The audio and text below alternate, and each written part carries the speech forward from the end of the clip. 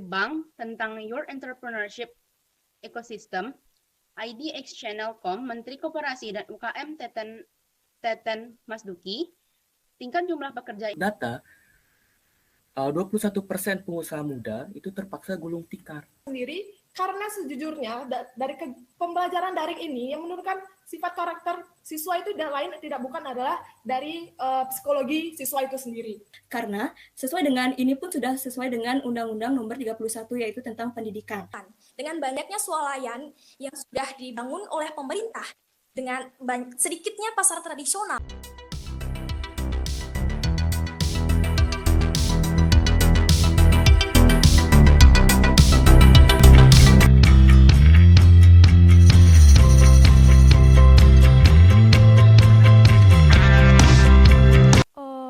Swastiastu. Assalamualaikum warahmatullahi wabarakatuh.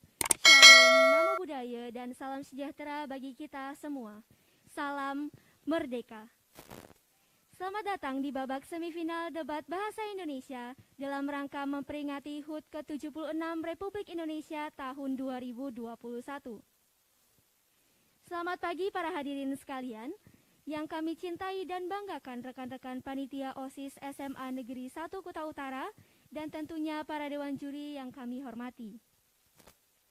Pada hari yang berbahagia ini sampailah kita pada babak semifinal debat bahasa Indonesia dengan klasemen pemenang tim A yang diwakili oleh kelas 12 MIPA 4 melawan pemenang tim C yang diwakili oleh kelas 11 MIPA 10. Sebelum perdebatan saya mulai, izinkan saya untuk memperkenalkan diri terlebih dahulu. Saya Indira, selaku moderator perdebatan kali ini, dan izinkan saya memperkenalkan para dewan juri kita, yaitu Bapak Iputu Agus Putra Atnyana SPD MPD, serta Bapak DRS Imade Sidiasa MPD.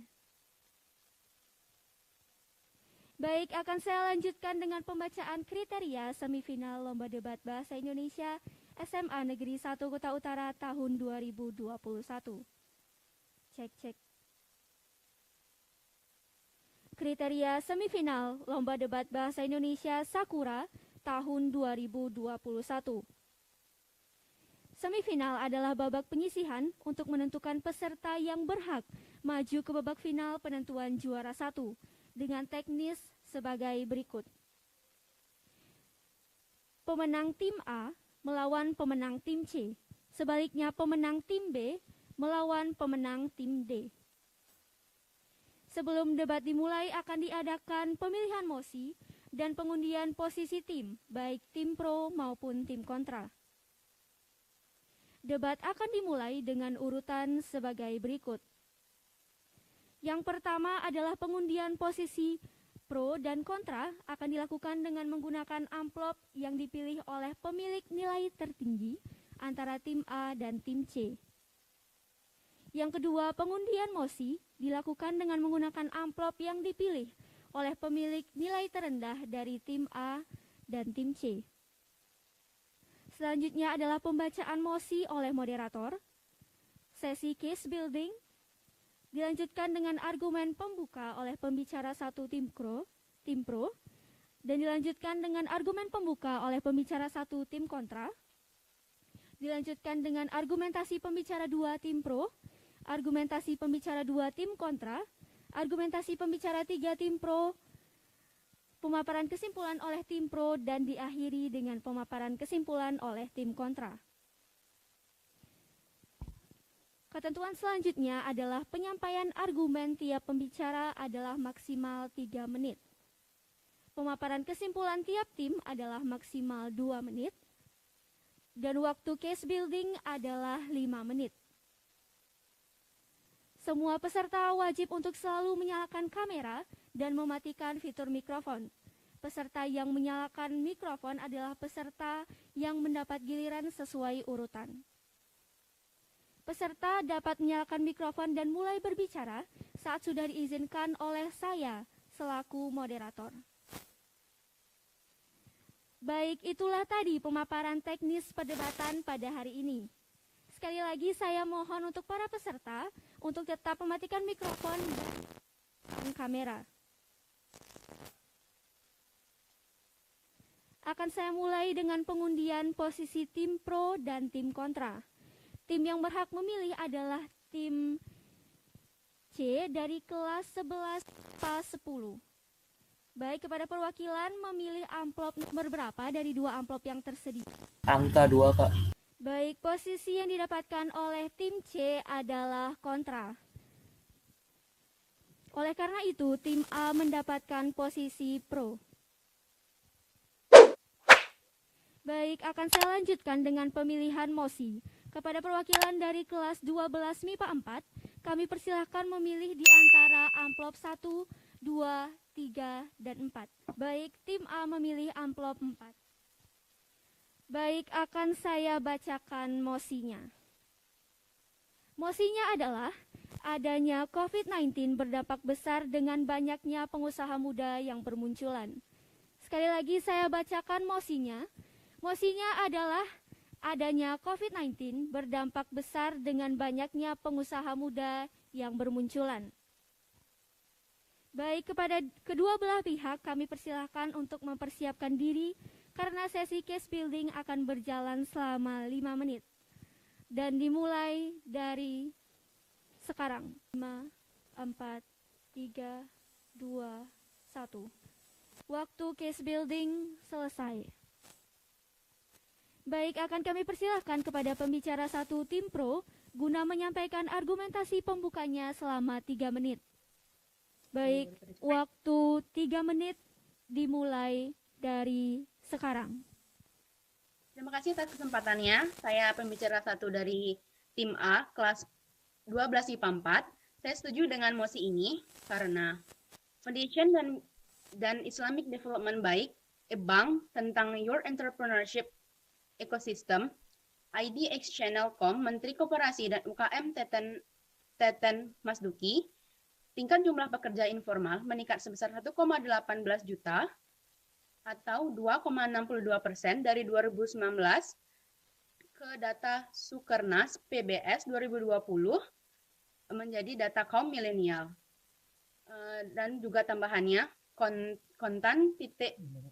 menurut kontan.com ID laporan UNDP Indonesia bersama Siti pada tahun 2021 menunjukkan tren positif di kalangan wirausaha muda.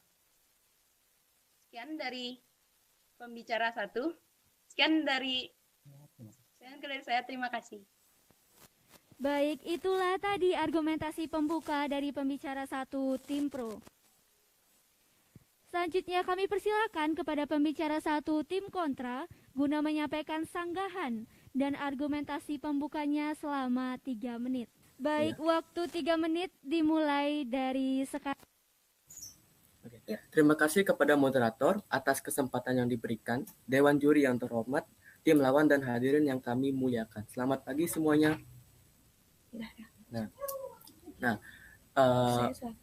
Saya selaku pembicara pertama dengan mosi adanya COVID-19 berdampak besar munculnya pengusaha muda. Oke, memang benar. Munculnya pengusaha muda. Terus apa? Mereka yang muncul di pandemi itu gara-gara PHK, pemutusan hubungan kerja. Nah, menurut data 21% pengusaha muda itu terpaksa gulung tikar. Jadi karena pandemi. Kenapa? Karena kita menganut hukum pasar ya. Hukum pasar adalah hukum permintaan penawaran. Oke, banyak pengusaha muda, banyak penawaran produk yang berlaku. Sekarang permintaannya apakah memenuhi? Saya tanya. Tidak ada kan? Tidak ada permintaan, tidak ada orang beli. Ya karena pandemi juga, orang-orang seret juga ekonominya. Gitu. Jadi oke, kalau dikatakan apakah berdampak besar dengan munculnya pengusaha muda? Ya, tapi ya lebih condong ke negatif gitu, karena dia terpaksa membuat bisnis untuk survive, untuk bertahan itu. Oke, itu pertama. Dan dihimpit lagi dengan hukum pasar ini, permintaan dan penawaran. Jadi sama aja bohong sebenarnya. Gitu. Terima kasih. Baik, itulah tadi argumentasi pembuka dari pembicara 1 tim kontra. Baik, waktu 3 menit dimulai dari sekarang. Baik, terima kasih atas kesempatan yang diberikan oleh moderator. Saya di sini sebagai pembicara 2 dari tim A akan tetap mendukung dengan mosi dengan adanya COVID-19 berdampak besar dengan banyak pengusaha muda yang bermunculan. Berdasarkan dari sumber yang kami dapatkan ini, m.business.com, analisis dari Wall Street Journal, peningkatan populasi yang memulai bisnis baru mengalami pertumbuhan dengan laju tercepat selama lebih dari 1 dekade. Ini tuh anak muda mulai berinovasi untuk memulai bisnis baru, dan juga sekarang juga banyak tren-tren untuk seperti banyak tren-tren yang sangat bisa untuk memicu kita membuka usaha yang baru. Jadi orang-orang itu nggak cepat bosan dengan tren ini. Jadi Wall Street Journal mengutip hal ini terjadi karena banyaknya individu yang mengalami PHK atau pengurangan jam kerja sehingga meluncurkan wirausaha baru untuk memenuhi tuntutan yang berubah berdasarkan keadaan, itu penambahan lapangan kerja. Jadi ya itu. Sekian dari saya dan terima kasih. Baik, itulah tadi argumentasi dari pembicara 2 tim pro. Akan kami lanjutkan dan kami persilahkan kepada pembicara 2 tim kontra. Baik, waktu 3 menit dimulai dari sekarang. Terima kasih kepada moderator atas kesempatan yang telah diberikan. Dewan juri yang terhormat, tim lawan dan hadirin yang kami muliakan. Selamat pagi semuanya dan salam sejahtera bagi kita semua. Saya di sini selaku pembicara kedua dari tim C kelas 11 MIPA 10. Di sini saya ingin menyatakan bahwa saya tetap kukuh, tidak sependapat dengan mosi, adanya COVID-19 berdampak besar pada munculnya pengusaha muda, dan saya mendukung dari pendapat dari pembicara 1 dari tim kami. Sekalipun usaha tersebut banyak yang dijalankan secara online melalui sosial media, namun tetap saja hukum pasar itu berlaku. Lalu bagaimana jika para pengusaha muda, anak-anak muda zaman sekarang, itu semuanya mulai menginovasikan usaha muda. Lalu siapa yang akan jadi pembeli? Lalu ketika pembeli tidak ada, lalu bagaimana usaha tersebut bisa jalan? Lalu kita melihat bahwa belakangan ini, dan sampai sekarang pun masih diberlakukan PPKM. Ada data yang menunjukkan bahwa 45% dari pengusaha muda terpaksa gulung tikar karena PSBB. Datanya dari UNDP. Data tersebut kami kutip dari UNDP Indonesia. Demikian yang dapat saya sampaikan. Terima kasih. Baik, itulah tadi argumentasi dari pembicara 2 tim kontra. Selanjutnya kami persilahkan kepada pembicara 3 tim pro. Baik, waktu 3 menit dimulai dari sekarang. Terima kasih atas kesempatannya. Perkenalkan, saya pembicara 3 dari tim A dari kelas 12 MIPA 4. Jadi di sini saya tetap setuju dengan mosi yang kami sampaikan, yaitu dengan adanya COVID-19 berdampak besar dengan banyaknya pengusaha muda yang bermunculan. Jadi pada mosi ini kami ingin mempertegas bahwa yang dikutip dalam mosi ini yaitu banyaknya pengusaha muda yang bermunculan. Jadi yang kami ingin eksplor dalam apa yang ingin kami argumentasikan yaitu dari segi kuantitas bukan kualitas. Jadi ini berdasarkan banyaknya dan bukan berdasarkan apa yang dijual. Lebih ke individu dalam segi kuantitas bukan dalam produk kualitas. Selain itu, seperti yang disampaikan oleh pembicara 1 dan pembicara 2 dari kelompok kami berdasarkan data-data yang kami himpun, hal ini disambut positif juga oleh pemerintah Indonesia, di mana rasio kewirausahaan di Indonesia yang relatif rendah padahal potensi pasarnya yang sangat besar yaitu 3,47%. Jadi dengan banyaknya wirausaha baru yang bergabung dalam bidang wirausaha khususnya yang dalam usia muda atau produktif dapat meningkatkan rasio kewirausahaan di Indonesia. Selain itu, pemerintah juga telah mencanangkan beberapa program, salah satunya memperkuat UMKM Go Digital dengan 2 pendekatan, yaitu peningkatan kapasitas usaha dan perluasan pasar digital. Selain itu, dari web yang kami himpun dari akun resmi pemerintah kemenq.go.id, dalam web itu juga disampaikan upaya pemerintah meningkatkan motivasi wirausaha di kaum produktif dengan menyederhanakan prosedur perizinan melalui One Single Submission atau OSS. Lalu juga ada keringanan biaya perizinan bagi pembentukan usaha kecil, serta pembebasan biaya perizinan bagi usaha mikro. Serta satu lagi yaitu dukungan pembiayaan yang terjangkau bagi usaha mikro dan kecil atau UMK. Sekali lagi kami ingin mengingatkan bahwa argumentasi yang kami sampaikan sejalan dengan mosi yang disampaikan, yaitu banyaknya pengusaha muda dari segi kuantitas bukan kualitas. Sekian dari saya, terima kasih. Baik, itulah tadi argumentasi dari pembicara tim pro. Pembicara 3 tim pro. Akan kami persilahkan kepada pembicara 3 tim kontra. Baik, waktu 3 menit dimulai dari sekarang. Baik, terima kasih kesempatannya kepada moderator atas kesempatan yang diberikan. Saya selaku pembicara 3 dari tim C kelas 11 MIPA 10 dengan mosi adanya COVID-19 berdampak besar dengan pengusaha muda yang bermunculan. Argumen yang diberikan tim lawan memanglah benar, pengusaha muda sangat banyak bermunculan saat pandemi. Namun kenyataannya itu kurang tepat. Argumen kami yang berikan itu lebih tepat daripada argumen tim lawan yang diberikan. Kenapa? Walaupun banyak pengusaha muda yang bermunculan di masa pandemi ini, nah pasar permintaannya itu sedikit karena pengusaha muda itu kan kebanyakan survive kewirausaha karena mereka terkena PHK mau di perusahaan maupun di tempat kerja mereka. Mereka terpaksa survive ke wirausaha untuk menyambung hidup mereka. Maupun secara mereka pengusaha muda mereka di masa pandemi ini mereka bisa melakukannya melalui e-commerce, melalui online itu memang bisa, tapi mereka memiliki pasar yang rendah di masa Covid seperti ini, apalagi banyak sekali karyawan-karyawan yang tidak bekerja. Walaupun penawarannya banyak, itu permintaannya sedikit. Penawaran yang diberikan oleh pengusaha-pengusaha muda sekarang itu banyak, tapi permintaannya sedikit. Di mana dari data Kompas itu 21% pengusaha muda terpaksa gulung tikar karena adanya pandemi, karena adanya PSBB. Lalu 21% itu 45% dari 21% itu lagi-lagi menggulung tikar karena adanya PPKM di masa pandemi ini. Data tersebut kami peroleh dari UNDP Indonesia.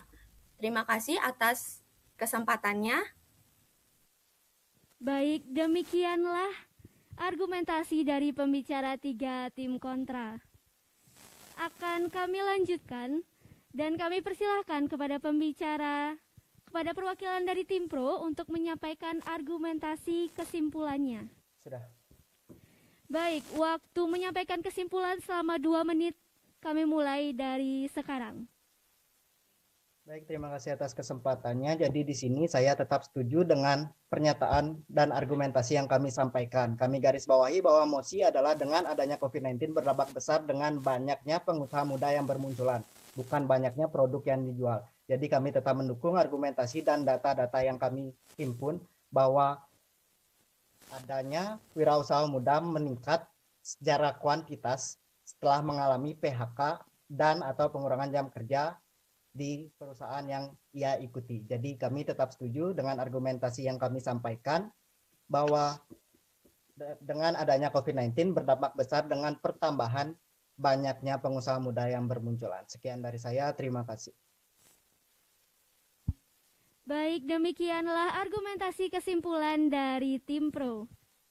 Akan kami lanjutkan dan kami persilahkan kepada perwakilan tim kontra untuk menyampaikan argumentasi kesimpulannya. Dan sekaligus menutup debat semifinal pada saat ini. Baik, waktu 2 menit, saya mulai dari sekarang. Oke.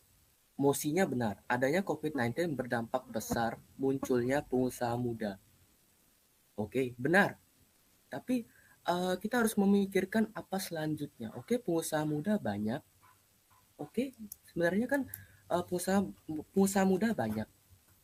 Tapi permintaan tidak ada sama aja bohong, Itu apa gunanya gitu. Ini yang harus di solve sebenarnya problemnya. Ini problemnya, masalahnya ini harus diselesaikan. Dan kalian tidak menyelesaikan itu. Kalian hanya berfokus ke emosinya. Sedangkan kita debat di sini untuk mencari solusi. Oke, pengusaha muda banyak muncul di pandemi, apa gunanya gitu. Jadi sama aja bohong, sama-sama buntu. Jadi saya berekspektasi banyak sebenarnya sama kalian. Saya kira kalian akan memunculkan sebuah solusi yang hebat gitu. Sayangnya enggak deh. Jadi sebenarnya solusi yang kami bawa sekarang adalah pertama, hadirnya pemerintah. Oke, sekarang PHK banyak. Oke, hampir berjuta-juta orang sekarang kena PHK, ya kan? Nah, saya harap pemerintah sekarang hadir berdampingan, dan sudah sebenarnya, tapi belum menyeluruh, belum merata. Ya, dengan adanya pertama BLT, bantuan langsung tunai. Kedua, saya lihat kemarin ada berita tentang Shopee merangkul semua pengusaha-pengusaha, wirausaha. Jadi, ya segitu kesimpulannya. Terima kasih. Baik, terima kasih. Demikianlah tadi argumentasi kesimpulan dari tim kontra. Demikianlah babak semifinal debat bahasa Indonesia antara kelas 12 MIPA 4 melawan kelas 11 MIPA 10. Kami ucapkan terima kasih kepada para peserta dan dewan juri. Dan informasi terkait peserta yang akan maju ke babak final juara 1 dan juara 3 akan kami umumkan di grup WhatsApp yang tersedia. Terima kasih dan selamat pagi. Saya tutup dengan Parama Santi. Om Santi Santi Santi Om.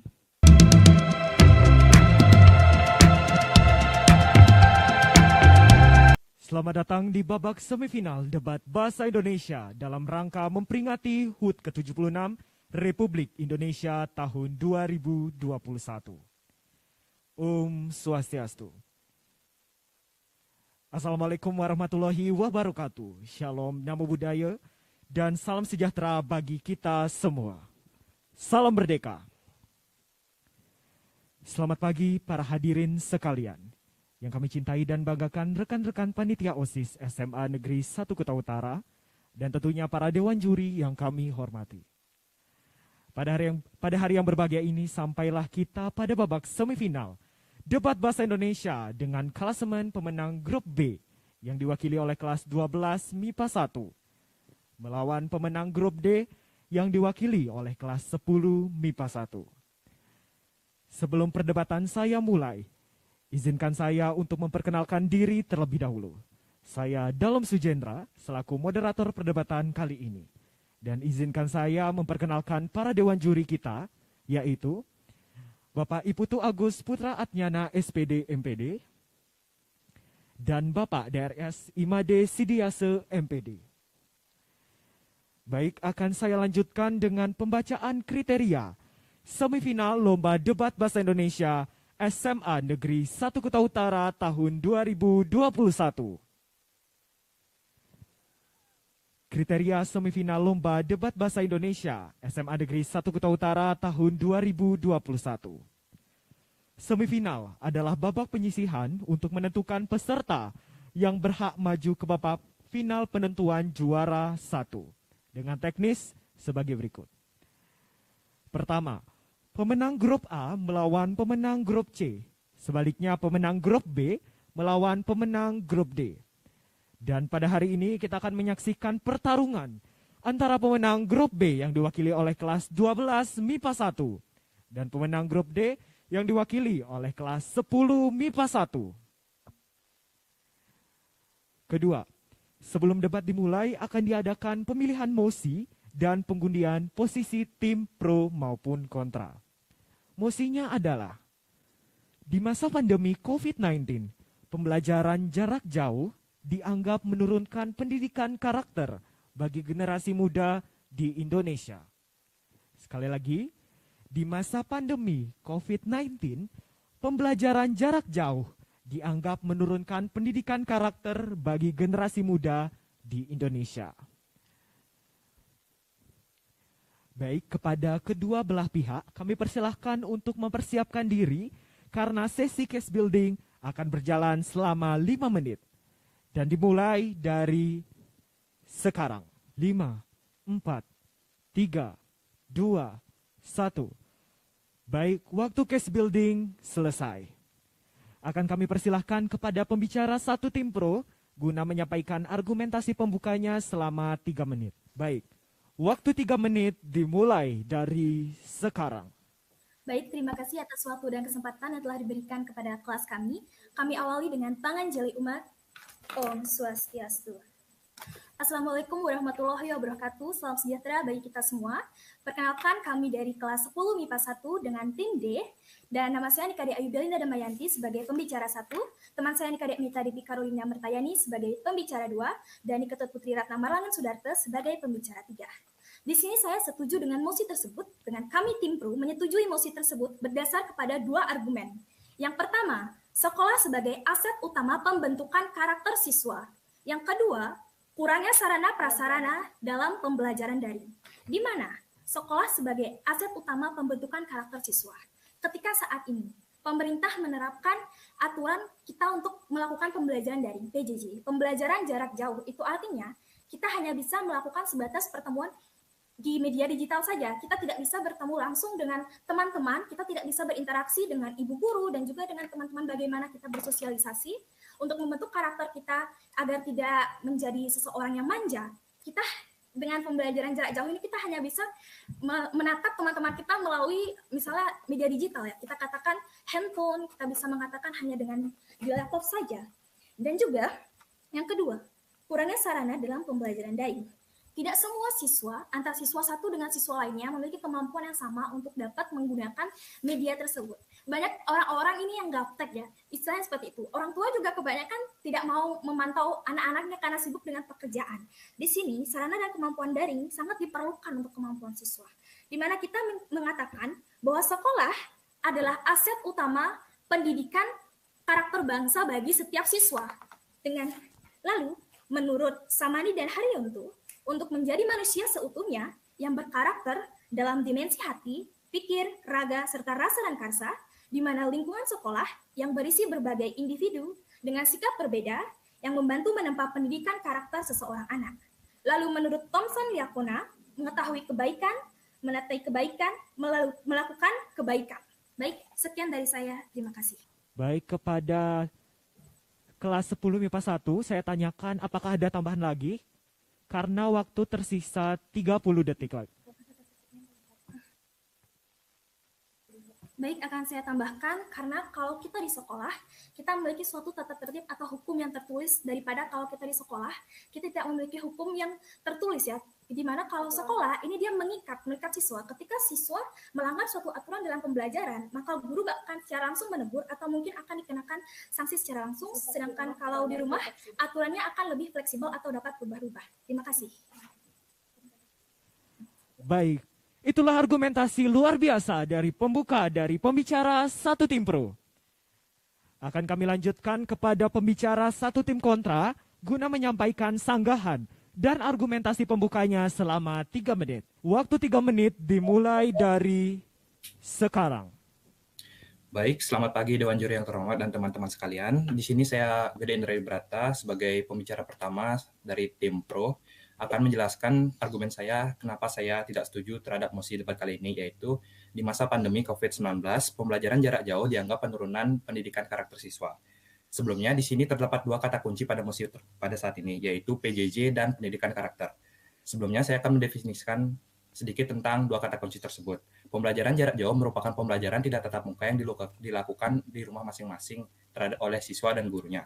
Selanjutnya, pendidikan karakter. Pendidikan karakter merupakan pendidikan yang dilakukan kepada siswa untuk menemukan karakter-karakter seperti religius, tanggung jawab, disiplin, dan lain-lain. Selanjutnya, mengapa saya di sini tidak setuju terhadap mosi tersebut?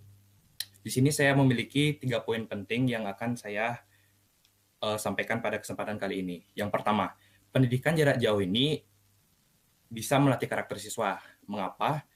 Karena pada pembelajaran jarak jauh ini, siswa bisa dilatih pendidikan karakternya. Contohnya, pada saat waktu mengumpulkan tugas, apakah siswa tersebut tepat mengumpulkan tugas atau tidak. Hal itu bisa melatih karakter siswa dalam kedisiplinan. Selanjutnya, apakah siswa membuat atau tidak tugas tersebut. Hal itu bisa melatih siswa dalam hal tanggung jawab. Selain itu, apakah saat siswa ditanyakan oleh guru sudah mengabsen atau belum, siswa bisa saja berbohong, dan hal itu bisa melatih karakter kejujuran. Namun, selanjutnya, di sini untuk poin kedua, mengapa saya tidak setuju? Kenapa? Karena guru-guru juga bisa melakukan pendidikan karakter melalui secara daring. Walaupun tadi dikatakan secara prasarana dan sarana kurang, menurut saya masih bisa dilakukan.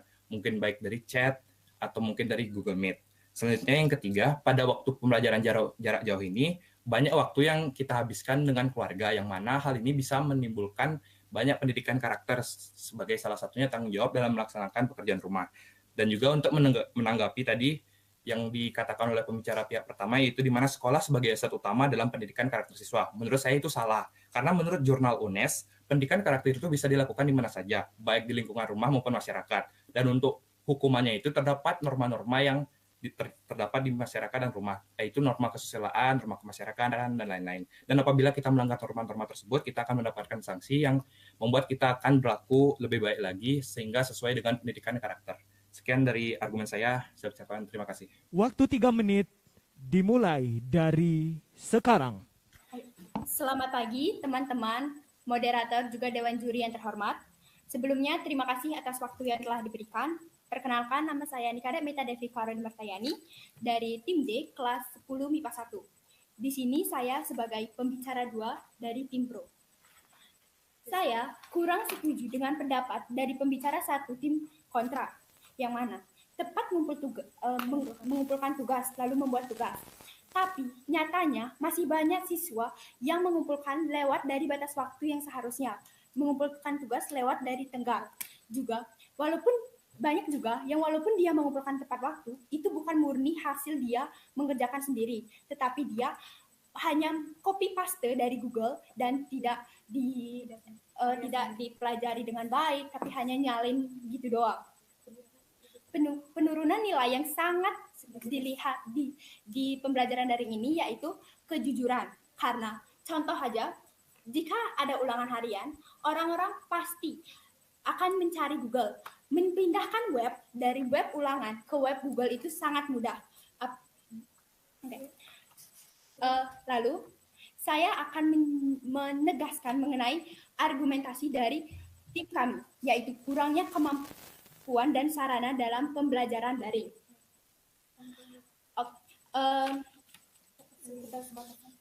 Ya, banyak sekali juga orang-orang terutama yang ekonomi bawah itu yang kesusahan dalam teknologi, terutama HP. Banyak berita di awal-awal pandemi yang seperti itu. Juga ada orang-orang yang gagap teknologi yang kurang mengerti akan teknologi. Saya ingin menegaskan pendidikan karakter adalah pendidikan yang sangat penting dan juga sangat ditegaskan terutama dalam kurikulum 2013 ini oleh Presiden sendiri kita, Presiden Joko Widodo mengatakan bahwa SDM yang berkualitas ada pada pendidikan karakter dan didapatkan dari PAUD hingga SMA, sekolah menengah atas. Lagi pula, jika kita di sekolah, aturannya itu akan lebih mengikat dengan tata tertib yang tegas. Ada guru BK yang akan menegur wali kelas, juga guru-guru bidang studi yang lain. Sedangkan kalau di rumah, orang tua kita akan tercampur dengan kegiatan lain. Orang tua kita juga akan mungkin bersikap bodoh amat, memaklumi apapun yang kita lakukan di rumah. Sekian dari saya. Terima kasih. Baik, itulah argumentasi dari pembicara 2 tim pro. Akan kami lanjutkan dengan pembicara 2 tim kontra. Baik, waktu 3 menit dimulai dari sekarang. Selamat pagi Dewan Juri yang terhormat. Nama saya Imade Patawijaya, selaku pembicara 2 dari tim kontra. Di sini saya akan mengemukakan pendapat saya mengenai argumen yang sudah disampaikan oleh pembicara 2 tim pro. Yang pertama, mengenai keterlambatan mengumpul tugas. Menurut saya, keterlambatan mengumpul tugas itu tidak menjadi masalah dalam keterlambatan mengumpul tugas tersebut karena sudah ada sanksi yang akan berupa nilai akan diterima oleh siswa. Sehingga siswa tersebut pastinya akan berpikir 2 kali untuk terlambat mengumpulkan tugas. Selain itu, guru juga, untuk masalah tugas copy paste, guru sebelumnya sudah mendapatkan pelatihan sebelum saat kuliah juga. Dan juga sudah mendapatkan pengalaman-pengalaman sebelumnya. Pastinya dia sudah mengetahui tulisan dan jawaban bagaimana yang di copy paste dari internet. Selain itu juga, sebelum PJJ, masalah contek-mencontek tersebut sudah merupakan hal yang umum berlaku dalam pendidikan karakter di Indonesia, di mana banyak siswa-siswa yang sering mencontek saat di kelas. Dan apa lagi? Kemudian tentang masalah orang tua yang bodoh amat tentang pendidikan karakter anaknya, saya tegaskan bahwa tidak semua orang tua tersebut akan bersikap bodoh amat terhadap anaknya. Sehingga bila anaknya salah, orang tua yang baik tersebut pasti akan menasehatinya dan tidak akan membiarkan dia tersebut melenceng dari norma-norma yang berlaku. Dan kemudian norma-norma yang di masyarakat tersebut juga bisa membuat orang yang melanggar norma tersebut akan merasa malu pada dirinya sendiri. Baik, sekian pendapat saya. Saya ucapkan terima kasih. Itulah argumentasi dari pembicara 2 tim kontra. Akan kami lanjutkan kepada pembicara 3 tim pro. Waktu 3 menit dimulai dari sekarang. Sebelumnya terima kasih atas sanggahan dari tim kontra. Di sini saya akan menjelaskan lebih dalam lagi mengenai mengapa kita pro dengan mosi kali ini. Yang pertama saya ingin membahas dari pernyataan terakhir tim kontra, di mana masyarakat akan menekan atau membuat individu seorang anak itu menjadi lebih takut dan lebih istilahnya mengikuti semua norma yang ada di masyarakat. Di sini saya menekankan kegiatan yang kita jalani sekarang di masa pandemi ini selalu dibatasi oleh kegiatan pembatasan masyarakat seperti PSBB dan PPKM yang secara tidak langsung itu membatasi kegiatan kita di masyarakat. Jadi ruang lingkup kita yang paling umum atau yang paling sering kita jalani sekarang itu adalah di lingkungan keluarga, di mana di lingkungan keluarga norma yang diterapkan itu bersifat fleksibel dan tidak terkesan mengikat anak-anak atau individu yang ada. Jadi di sini saya ingin menekankan norma masyarakat itu memang berpengaruh untuk kita, untuk seorang anak, untuk seorang individu. Namun di masa PPKM ini, masa pembatasannya di mana setiap kegiatan kita sehari ini dibatasi di luar, terutama kegiatan yang berkumpul banyak dengan masyarakat, membuat anak-anak itu lebih banyak berdiam diri di rumah, dan sehingga mereka di sana hanya mengikuti atau menjalankan aturan di keluarga yang bersifat fleksibel.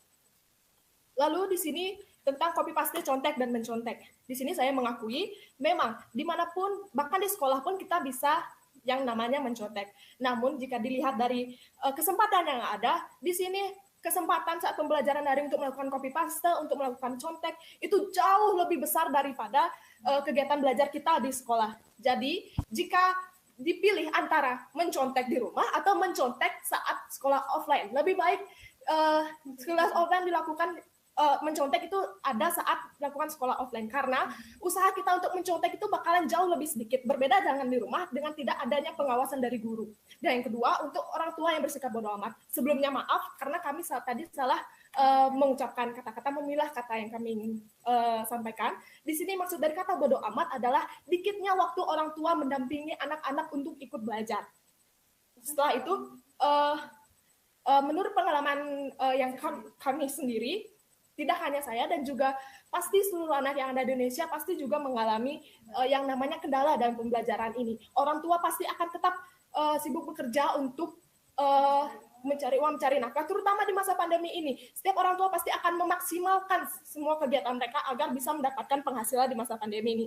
Jadi di sini maksud kami bukan orang tua bersikap bodoh amat, tapi orang tua mendapatkan sedikit waktu untuk mendampingi atau menemani anak-anaknya. Sekian dari argumen saya akhiri. Baik. Terima kasih. Itulah argumentasi dari pembicara 3 tim pro. Baik, waktu 3 menit dimulai dari sekarang. Baik, terima kasih atas kesempatan yang telah diberikan kepada saya. Saya Kada Wulan Indrameswari dari kelas 12 MIPA 1 selaku pembicara 3 dari tim kontra. Di sini saya akan menjawab mengenai keluarga yang pertamanya keluarga atau orang tua yang bodoh amat. Di sini, menurut jurnal yang ada pada UNES itu khususnya di masa pandemi COVID-19 dan kita juga sedang berada dalam zaman 4.0 di mana semua teknologi digunakan. Nah, khususnya pada pembelajaran daring ini kita dituntut untuk lebih belajar lebih baik lagi. Mengapa? Karena jika saat pembelajaran daring ini ekonomi sudah menurun, tetapi siswa tidak mau belajar, bagaimana dia akan mendapatkan pekerjaan di masa selanjutnya. Nah, dengan adanya keterkaitan ini, maka di sini siswa mau tidak mau, semua orang mau tidak mau dituntut untuk lebih mandiri, lebih bertanggung jawab akan tugasnya. Nah, selanjutnya mengenai keluarga, nah ataupun mengenai contek mencontek. Di sini saya ingin menggarisbawahi tadi pembicara 3 dari tim Pro mengatakan bahwa lebih baik mencontek saat offline. Di sini saya sangat tidak setuju. Mengapa? Karena ya namanya mencontek itu tidak ada yang baik, maupun itu saat offline maupun saat online. Nah, di sini lebih baik kita berterus terang kepada guru bagaimana cara pengerjaan soal yang benar daripada kita harus mencontek. Baik, saya ingin menambahkan satu lagi. Nah, di sini sebagaimana yang disebutkan dalam jurnal Universitas Indonesia pada seminar Pasca Sarjana tahun 2020, keluarga merupakan unit terdekat bagi seorang anak. Nah, karena keluarga di sini merupakan unit terdekat, nah saat pembelajaran daring ini tentu siswa akan lebih banyak menghabiskan waktu pembelajarannya di rumah. Dia akan lebih banyak lagi bersama dengan keluarga. Nah, terkadang memang tidak semua siswa bisa dikekang atau diikat dengan yang namanya sebuah peraturan sekolah.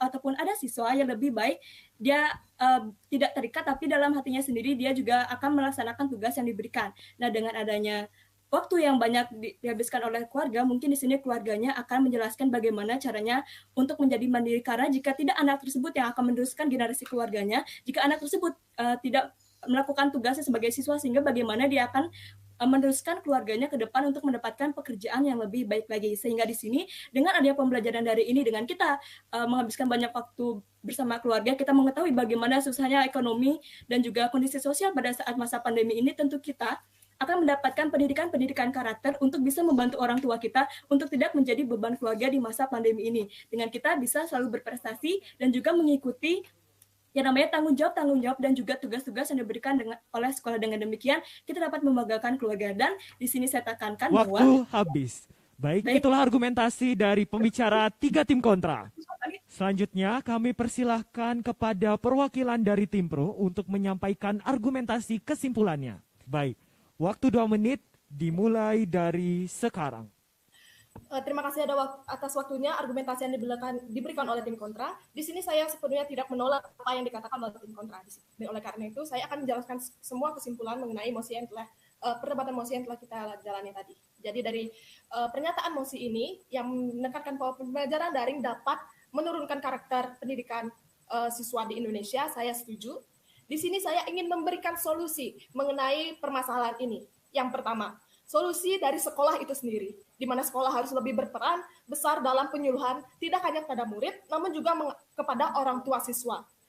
Lalu pihak sekolah juga harus bisa lebih mengatur jadwal dengan baik dan tidak terkesan memberatkan tugas-tugas kepada murid agar tidak terjadinya keterlambatan pengiriman soal seperti yang sudah perdebatan yang kita jalani tadi. Lalu yang kedua, di sini untuk orang tua sendiri, karena sejujurnya dari pembelajaran daring ini yang menurunkan sifat karakter siswa itu tidak bukan adalah dari psikologi siswa itu sendiri. Di mana dalam kegiatan pembelajaran daring ini, dari data-data yang ada, psikologi anak-anak Indonesia yang menjalani pembelajaran daring jauh banyak sekali mengalami penurunan, di mana banyak anak-anak yang stres, khawatir berlebih saat pembelajaran daring ini. Sekali lagi saya tekankan, kita setuju dengan pernyataan mosi hari ini mengenai pembelajaran daring yang membuat pendidikan karakter anak-anak di Indonesia menurun. Di sini kita memberikan solusi yang dimana sekolah harus lebih berperan besar dalam penyuluhan tidak hanya kepada murid, namun juga kepada orang tua. Pintar mengatur jadwal dengan baik dan juga memperhatikan si psikologi dan juga rohani dari anak-anak, dari siswa-siswa yang ada di Indonesia. Sekian kesimpulan dari saya, dari kelompok kami ucapkan terima kasih. Baik, itu tadi pemaparan kesimpulan dari tim pro. Akan dilanjutkan kepada perwakilan dari tim kontra untuk menyampaikan argumentasi kesimpulannya, sekaligus menutup debat semifinal pada saat ini. Waktu 2 menit dimulai dari sekarang. Baik, di sini saya akan menyampaikan kesimpulan dari tim kami, yaitu tim kontra. Di sini tim kami tetap tidak setuju dengan mosi ini. Mengapa? Karena pembelajaran daring bukanlah faktor dari turunnya karakter pada siswa. Mengapa? Karena sesuai dengan penjelasan-penjelasan dan juga argumentasi-argumentasi yang sudah dijelaskan oleh saya dan juga rekan tim saya, bahwa di sini bukan hanya pembelajaran daring yang bisa menurunkan karakter pada anak. Mengapa? Karena pada pembelajaran daring ini lingkup yang terdekat adalah lingkup keluarga, sehingga di sini anak itu dekat dengan keluarganya, dan dari pendekatan tersebut bahwa anak akan mendapatkan pendidikan karakter yang lebih baik bagi dirinya dari keluarga, karena keluarga merupakan lingkup terdekat. Nah, dengan adanya waktu-waktu bersama keluarga dan anak tersebut sudah mengetahui bagaimana kondisi keluarganya, maka anak tersebut akan dengan sadar untuk membantu keluarganya agar tidak menjadi beban dalam keluarganya.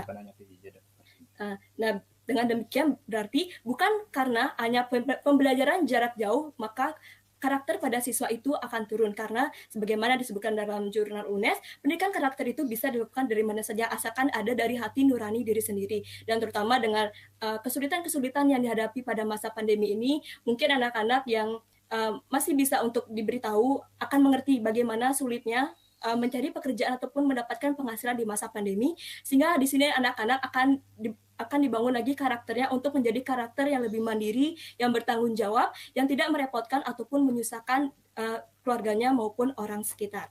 Baik, sekian kesimpulan dari kami. Mohon maaf bila ada salah kata, saya akhiri dan saya kembalikan waktu kepada moderator. Baik, demikianlah babak semifinal debat Bahasa Indonesia antara kelas 12 IPA 1 melawan kelas 10 MIPA 1.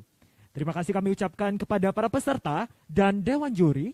Informasi terkait peserta yang maju ke babak final juara 1 dan juara 3 akan kami umumkan di grup. Jadi kami minta bagi para peserta untuk tetap bersiap-siap menunggu pengumuman mendatang. Terima kasih, selamat pagi. Saya tutup dengan Parama Santi. Om Santi Santi Santi Om.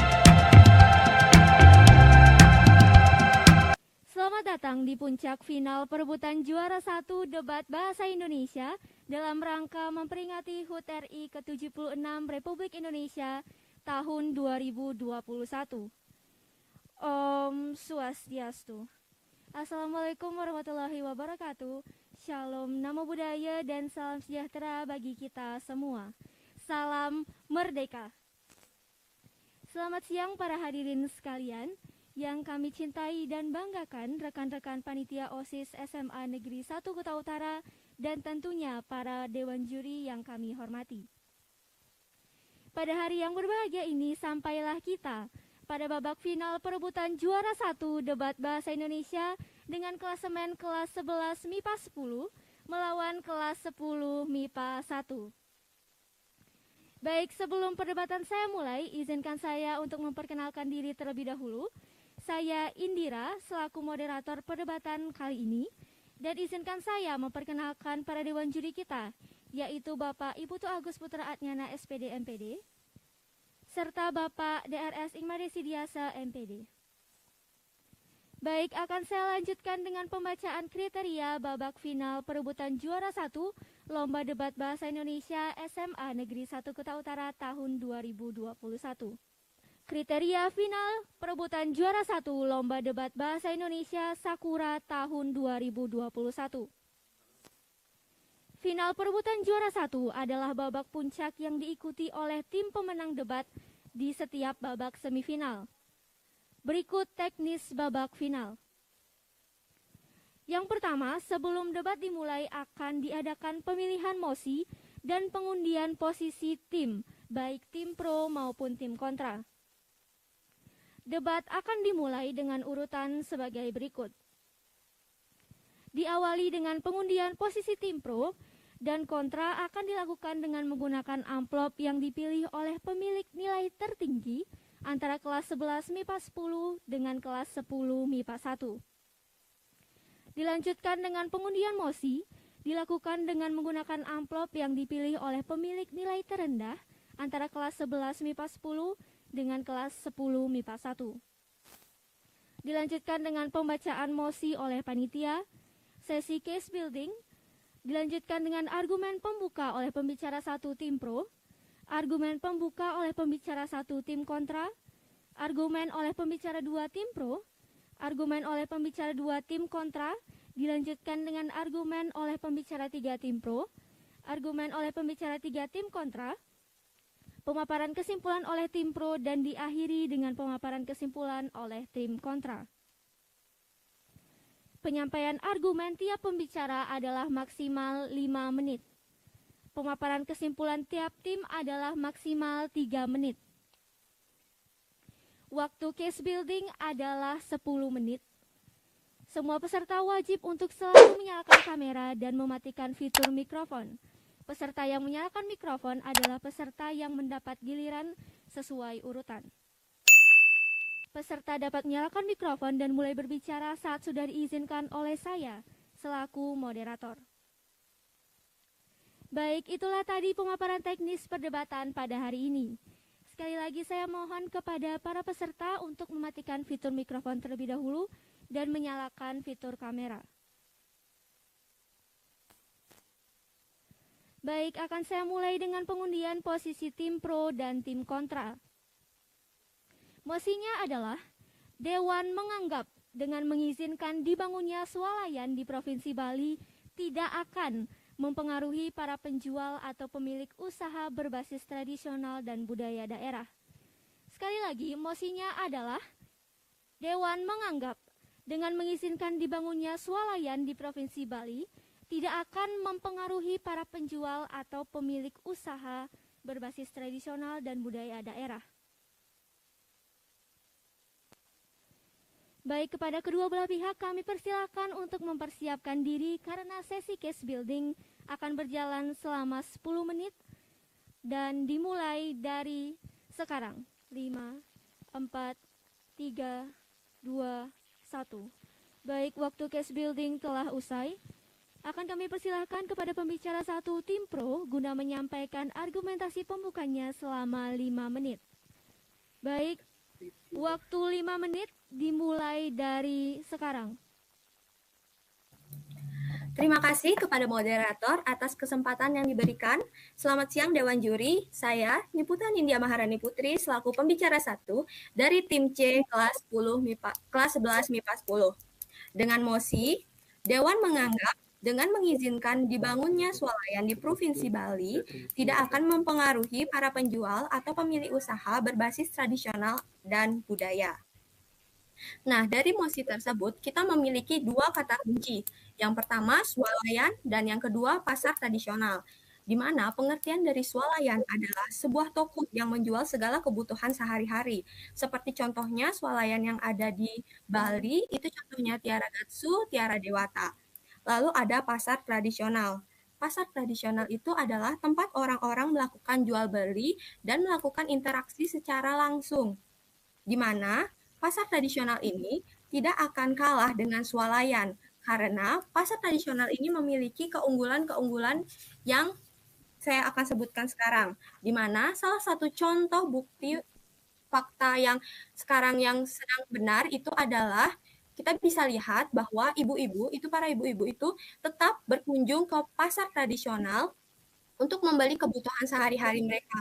Kenapa ibu-ibu tetap ke pasar tradisional, tetap memilih pasar tradisional sebagai tempat tujuan belanja mereka yang pertama? Karena yang pertama, pasar tradisional memiliki keunggulan bisa ditawar, sedangkan swalayan itu tidak bisa ditawar.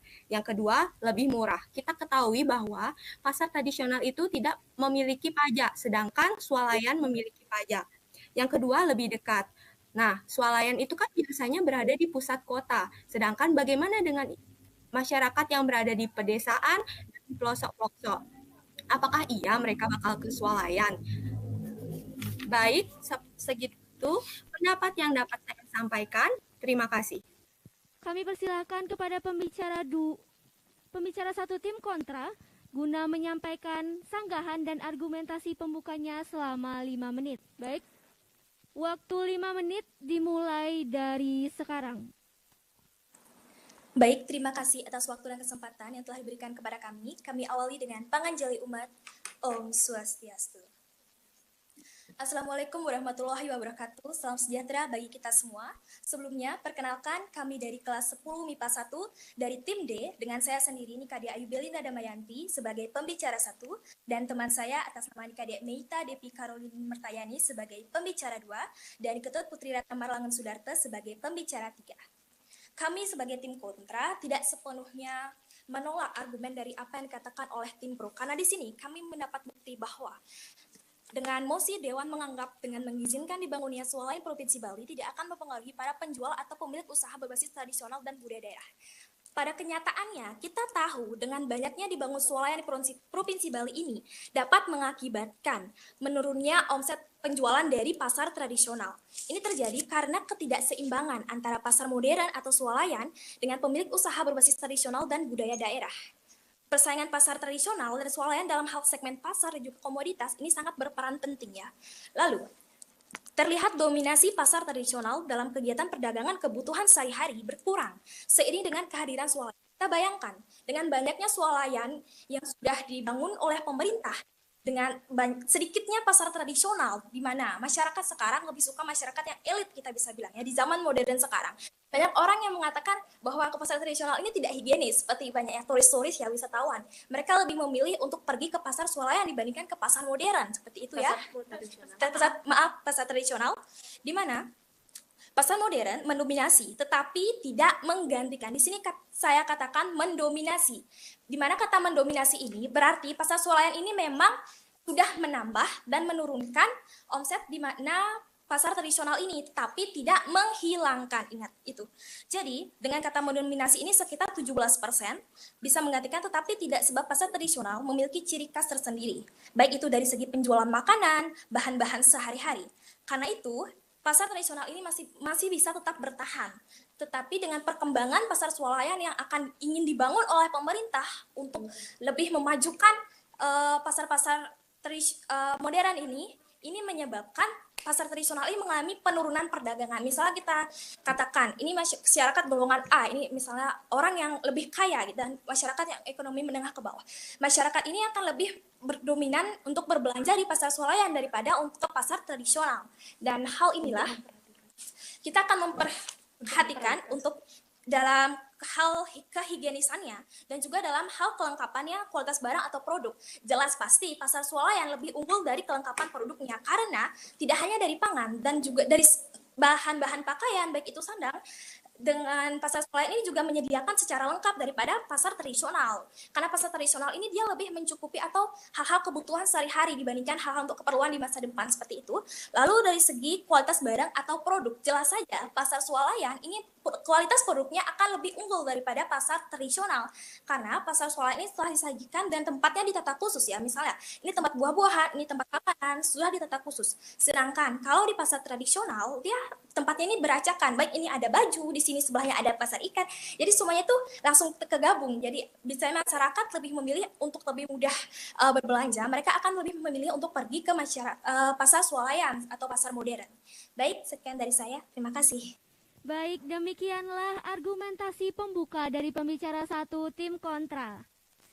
Akan kami lanjutkan dan kami persilahkan kepada pembicara 2 tim pro. Waktu 5 menit dimulai dari sekarang. Terima kasih kepada moderator atas kesempatan yang diberikan. Selamat siang Dewan Juri. Saya Imade Angga Dwi Paguna Murita selaku pembicara kedua dari tim C11 MIPA 10 dengan mosi Dewan menganggap dengan mengizinkan dibangunnya swalayan di Provinsi Bali tidak akan mempengaruhi para penjual, pemilik usaha berbasis tradisional dan budaya daerah.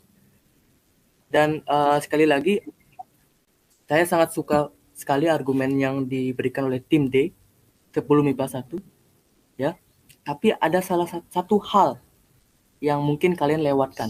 Pertama adalah mempengaruhi para penjual. Bukan media pembeli. penjualnya. Jadi mengizinkan dibangunnya swalayan itu malah akan keren jadinya. Jadi barang-barang yang di pasar tradisional bisa dibawa kembali ke swalayan gitu. Jadi perlu ditekankan, mempengaruhi para penjual bukan media pembeli. Jadi sebenarnya oke-oke aja kalau swalayan dibangun. Jadi para penjual bisa memasarkan produk mereka di swalayan. Jadi apa masalahnya? Nggak ada masalahnya. Gitu ya. Ini mungkin yang kalian lewatkan. Tapi sepenuhnya tadi argumennya cukup bagus, tapi tidak cukup bagus bagi kami, ya. Demikian yang kami bisa sampaikan, cuman sedikit saja. Mungkin ini akan membantu habis debat kita bisa keluar membangun, memasukkan barang-barang pasar tradisional ke swalayan. Jadi semoga kita habis debat ini punya inovasi yang bagus untuk negara ini, khususnya untuk di Bali. Terima kasih. Oke, kelupaan lagi satu. Di MOSI dibahas tentang budaya daerah. Ini yang mungkin kita maksud adalah pasar budaya daerah yang tadi kalian nggak bahas ya. Nah, pasar budaya daerah ini mungkin salah satu senjata buat Bali selain pariwisata alamnya. Contoh pasar Sukawati itu jadi daya tarik wisatawan itu.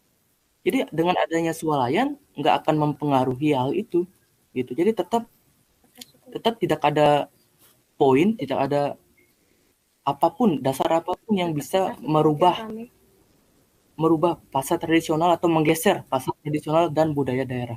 Oke, demikian yang bisa saya sampaikan. Terima kasih. Kami persilakan kepada pembicara 2 tim kontra. Baik, waktu 5 menit dimulai dari sekarang. Selamat siang. Sebelumnya terima kasih atas waktu yang telah diberikan. Perkenalkan, nama saya Nika Mita Devi Karani Mertayani dari tim D kelas 10 MIPA 1 yang di sini berperan sebagai pembicara 2 dari tim. Sebelumnya, tadi kakak dari pembicara 2 tim pro mengatakan bahwa kami tidak menyinggung mengenai pasar budaya. Tapi nyatanya tadi kami sudah mengatakan mengenai pasar budaya itu, bukankah tadi teman saya sudah mengatakan bahwa pasar tradisional memiliki ciri khasnya tersendiri yang tidak bisa dibandingkan dengan pasar modern. Lalu, tadi kakak juga mengatakan bahwa swalayan itu keren. Ini bukan hanya mengenai keren, tapi ini juga mengenai bagaimana pasar tradisional mempengaruhi kehidupan masyarakat, terutama di Bali ini. Lalu, kita juga tidak dapat dengan semudah itu memindahkan barang-barang atau hal-hal yang dijual di pasar tradisional ke pasar modern. Kita tidak bisa menghilangkan ciri khas dari pasar tradisional itu. Pasar tradisional sangat mempengaruhi para penjual dari segi ekonomi. Kalau tidak ada pasar, kalau misalnya kan tadi kami mengatakan bahwa pasar swalayan bisa lebih mendominasi. Artinya tapi tidak menghilangkan, hanya mendominasi sekitar 18%. Pemindahan pasar tradisional ke pasar barang-barang pasar tradisional ke pasar modern tidak dapat menyelesaikan masalah apapun. Saya rasa itu hanya akan menambah masalah lain. Karena otomatis semua penjual yang ada di pasar tradisional itu akan kehilangan pekerjaannya. Sekian dari saya, terima kasih. Baik, itulah tadi argumentasi dari pembicara 2 tim kontra. Akan kami lanjutkan dan kami persilahkan kepada pembicara 3 tim pro. Sudah waktu 5 menit dimulai dari sekarang. Dewan juri yang terhormat, tim kontra dan hadirin sekalian yang kami banggakan. Perkenalkan, nama saya Made Revalina Ardika, selaku pembicara 3 dari tim pro pada hari ini. Saya telah menyimak argumen dari pembicara-pembicara sebelumnya. Tetapi ada beberapa poin yang tidak bisa saya pahami dan juga tidak bisa saya terima sebagai tim pro. Yang pertama adalah ketika tim kontra membahas mengenai ciri khas dari pasar tradisional dan pasar budaya. Perlu saya tekankan di sini bahwa pasar tradisional dan pasar budaya adalah dua hal yang berbeda. Pasar tradisional itu seperti yang kita lihat di sekitar kita adalah pasar yang cenderung menjual bahan-bahan makanan seperti sayur-sayuran segar, daging-daging mentah, dan juga bumbu-bumbu masakan. Berbeda halnya dengan pasar budaya yang telah diberikan contoh oleh teman pembicara saya tadi adalah pasar Sukawati, yang mana pasar budaya tersebut secara khusus menawarkan barang-barang budaya Bali seperti hasil kerajinan tangan. Lalu selanjutnya saya ingin menjawab mengenai kekurangan dari pasar tradisional yang bisa mengalahkan keberadaan pasar tradisional dengan pasar swalayan. Tadi dikatakan bahwa kebersihan dari pasar tradisional itu masih sangat jauh dari swalayan, maaf. Di sini tentunya kebersihan itu bisa ditingkatkan. Dan juga kalau kita melihat bahwa kualitas dari barang-barang yang dijual di pasar tradisional itu tetapi sudah pasti masih sangat baik. Sayurannya masih segar, ikan-ikannya masih segar, daging-daging juga masih segar, dan harganya itu lebih murah daripada pasar swalayan seperti yang sudah dijelaskan oleh teman pembicara saya tadi. Baik, saya rasa itu saja yang bisa saya sampaikan. Terima kasih. Baik, itulah tadi argumentasi dari pembicara 3 tim pro. Baik, waktu 5 menit dimulai dari sekarang. Sebelumnya terima kasih atas sanggahan yang telah diberikan argumen yang telah diberikan oleh tim pro. Di sini saya akan menegaskan sekali lagi mosi yang sedang kita perdebatkan. Dewan menganggap dengan mengizinkan dibangunnya swalayan di Provinsi Bali tidak akan mempengaruhi para penjual atau pemilik usaha berbasis tradisional dan budaya daerah. Di sini menjadi poin pentingnya adalah kehadiran swalayan bisa mempengaruhi yang tidak mempengaruhi pasar tradisional atau budaya. Sudah jelas pasti akan yang namanya mempengaruhi. Di sini saya juga setuju bahwa kualitas dari pasar tradisional itu tidak merata, tidak sehat semua, tidak higienis semua. Tapi kita lihat lagi, di pasar swalayan itu fasilitasnya mendukung lebih jauh untuk menciptakan atau menjual produk yang kualitasnya lebih higienis. Seperti contoh, sayuran di pasar swalayan pasti akan dijajarkan di pendingin. Contohnya kulkas. Jika tradisional memang ada yang memiliki kulkas sebagai tempat untuk menaruh sayuran, tapi ada juga yang masih berjejeran dan ditaruh begitu saja dipajang seperti pasar tradisional. Selanjutnya di sini, menurut Kementerian Koperasi dan UKM dengan PT Dynamic Management tahun 2005, kehadiran pasar modern mengancam eksistensi pasar tradisional. Mengancam tersebut adalah salah satu pengaruh yang ada karena adanya swalayan terhadap pasar tradisional dan juga budaya daerah. Di sini salah satu contoh pengaruh yang dihadapkan swalayan terhadap pasar budaya daerah, contohnya adalah kita ambil contoh toko swalayan Krishna oleh-oleh. Itu adalah salah satu tempat usaha swalayan berbasis budaya daerah yang terkenal di Bali, yang dimana hampir bisa kita bilang setiap kegiatan turis dari luar Bali, terutama kegiatan anak-anak SMP dari luar Bali, pasti akan pernah mengunjungi yang namanya Krishna oleh-oleh.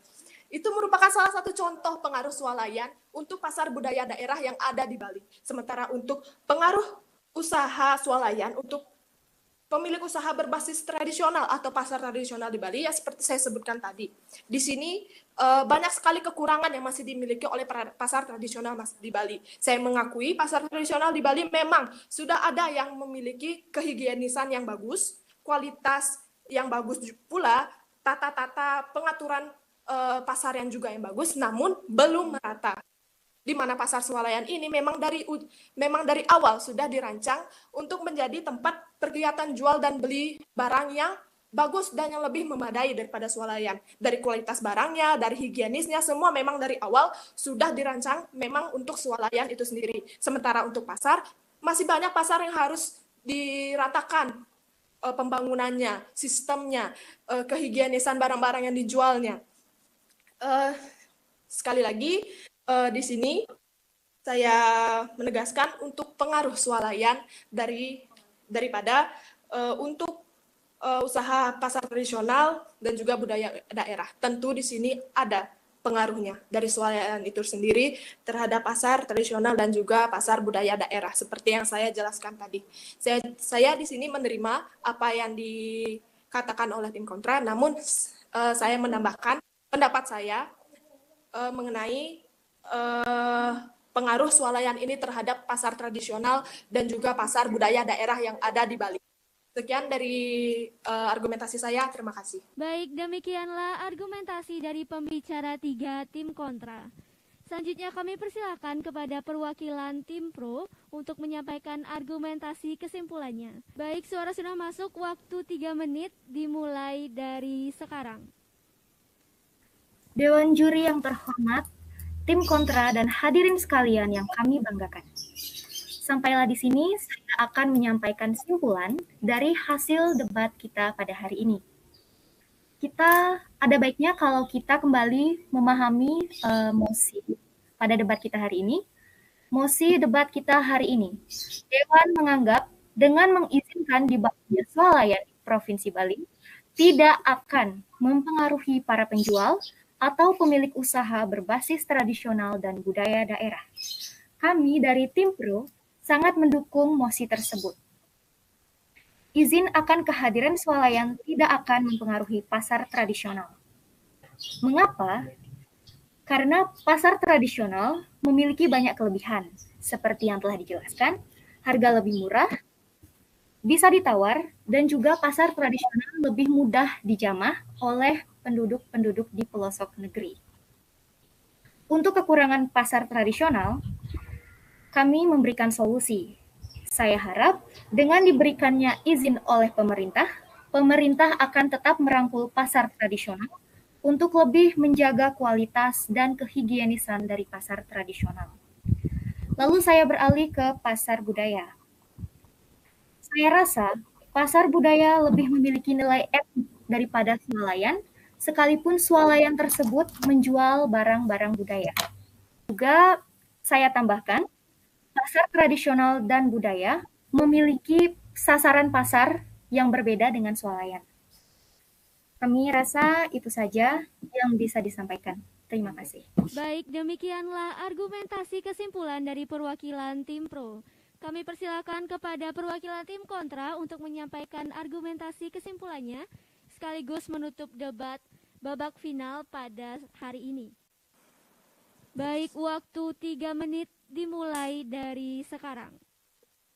Terima kasih atas kesempatan yang telah diberikan oleh moderator. Di mosi kali ini saya akan menyampaikan kesimpulan mengenai mosi yang barusan kita bahas. Jadi di sini saya memiliki kesimpulan bahwa adanya pasar swalayan tetap akan mempengaruhi penjualan dari pemilik usaha berbasis tradisional dan budaya daerah. Namun di sini kehadiran pasar swalayan tidak menghilangkan karena masih belum bisa bersaing dengan yang namanya pasar tradisional. Namun di sini pasar swalayan tetap memiliki pengaruh kepada pasar tradisional dan juga pasar budaya daerah. Solusi yang kami punya untuk permasalahan mosi kali ini yaitu dengan meningkatkan kualitas dari pasar tradisional yang ada dan juga meningkatkan fasilitas yang ada di pasar tradisional itu sendiri, meningkatkan kebersihannya, meningkatkan pengaturan tata tertib yang ada di pasar tradisional tersebut. Lalu yang kedua di sini kita punya solusi untuk semakin membuka lebar pasar budaya daerah yang ada di Bali, tidak hanya terfokus kepada pasar Sukawati yang memang sudah terkenal. Lalu di sini saya juga ingin memberikan solusi untuk meminimalisir keberadaan swalayan yang memang di Bali kehadirannya sudah sangat banyak. Seperti yang kita ketahui, di mana-mana sekarang kita sangat mudah menemukan yang namanya Indomaret ataupun Alfamart, di mana saya memiliki solusi untuk meminimalisir, menekan kehadiran pasar swalayan tersebut. Di sini saya tidak memberatkan pasar swalayan saja, tidak juga memberatkan pasar tradisional saja. Di sini saya memberikan solusi untuk meningkatkan, menambah fasilitas, lebih memperbarui fasilitas di pasar tradisional, meningkatkan eksistensi dari pasar budaya daerah dan juga menekan atau meminimalisir keberadaan pasar swalayan, karena kedua pasar ini juga memiliki manfaat dan tujuan yang bagus untuk masyarakat. Sekian dari kesimpulan dan diskusi kelompok kami. Terima kasih atas perhatiannya. Baik, demikianlah babak final perebutan juara 1 debat bahasa Indonesia antara kelas 11 MIPA 10 melawan kelas 10 MIPA 1.